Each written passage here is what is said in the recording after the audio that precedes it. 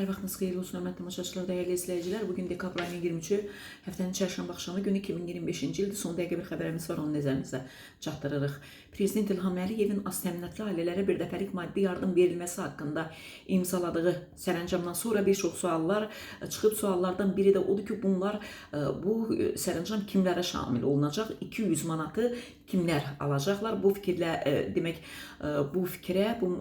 məsələyə Vüqar Bayramov, millət vəkili Vüqar Bayramov münasibət bildirib. O bildirib ki, sərəncam hazırda aktiv ünvanlı sosial yardım alan ailələrə şamil olunacaq. Yəni hazırda sözü gedən proqramın iştirakçısı olanlar həmin yardımı almaq imkanına malik olacaqlar. Bu isə deməkdir ki, yardımlar 76 min ailəyə şamil olunacaq. Bəs yardımlar necə ödəniləcək sualına Vüqar Bayramov cavablandırıb ki, yardımların alınması üçün hər hansı yeni karta ehtiyac yoxdur. Ünvanlı sosial yardım alan ailələrin mövcud kartlarına pulun ödənilməsi həyata keçiriləcək.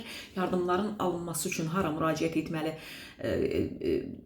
Bu kimi suala isə o cavablandırıb ki, yardımların təyinatı və ödənilməsi preaktivdir. Bu deməkdir ki, mövcud elektron bazı əsasında yardımların kartlara ödənilməsi reallaşacaq. Digər sosial proqramlarda iştirak edənlər necə bu yardımı ala bilərlərmi? Sualının cavabında isə Vüqar Bayramov bildirib ki, 200 manatlıq bir dəfəlik maddi yardım yalnız ünvanlı dövlət sosial yardım alan ailələrə şamil olunur.